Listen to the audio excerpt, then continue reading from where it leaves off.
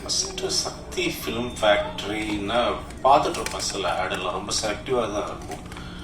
அந்த படம் அவங்க பண்ணுறாங்கன்னா நல்லா இருக்கும் போல இருக்கு, நல்லா பெருசாக கொண்டு போய் சேர்ப்பாங்க போல இருக்கு. அது ஒரு நாள் எனக்கு அமைகிறதுல வந்து சார் ரொம்ப தேங்க்ஸ் சார், ரொம்ப தேங்க்ஸ்.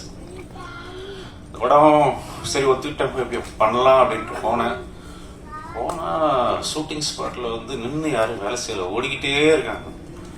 சரி கொஞ்சம் நம்ம நின்று, நான் மட்டும்தான் நின்று வேலை செய்கிறேன்.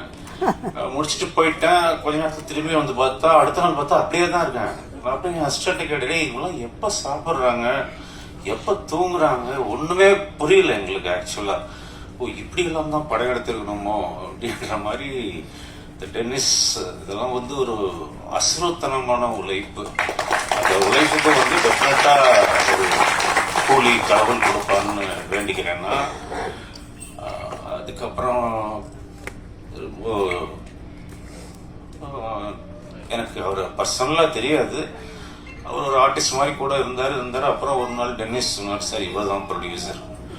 சரி. அப்புறம் நிறையா வாட்டி அவர் இங்கே போவார் வருவார். நான் பார்த்து யோசிச்சிருக்கேன், நம்ம இன்வெஸ்ட் பண்ணுறோம், இவங்கெல்லாம் சரியாக வேலை செய்கிறாங்களான்னு பார்க்கலான்ட்டு இருக்காரோ அப்படின்னு. ஸோ அந்த மாதிரி இல்லாமல் jokes about is very big support for as.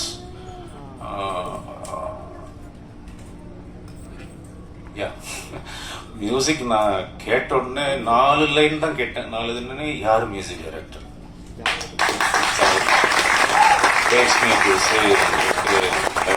கேட்டு யாரும் நல்லா இருக்குங்க, சவுண்டிங் நல்லா இருக்கணும் மியூசிக்.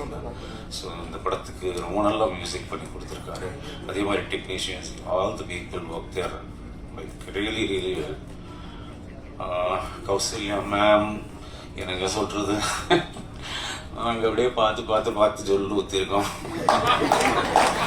திடீர்னு கொண்டு போய் பக்கத்தில் உட்கார வச்சோம்னா, ஐயோ மாடு இவங்களா, அவங்க இருக்கிற இடமும் தெரியாது, இருக்கிற எதுவும் தெரியாது, அவ்வளோ அமைதியானவங்க.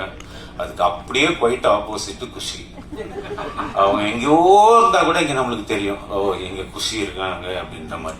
ஆனா நிஜமா ஒருத்தர் எப்பயுமே சந்தோஷமா இருக்கிறதுக்கெல்லாம் கடவுள் வந்து வரப்பிரசாதம் வேணுங்க. நம்ம எல்லாருமே எப்பவுமே சந்தோஷமா இருக்க முடியாது. அந்த முகம் கொஞ்சம் கூட சோர்ந்து போய் நான் பார்த்ததே இல்லை. எப்பயுமே சிரிப்பு தான். அதுக்கு மேலே இன்னொன்று கேட்டுக்கிறேன் நான், உங்களுக்கு எப்போ என்ன தடங்கள் இருந்தாலும், எந்த மனசுக்கு கஷ்டமா இருந்தாலும் குஷியை கொஞ்சம் தமிழ் பேச சொல்லுங்க, உடனே எல்லாம் சரி. இது ஒரு நல்ல டீம், இது ரொம்ப பெருசா வரணும்ட்டு நான் வாழ்த்துக்கிறேன். தேங்க்யூ.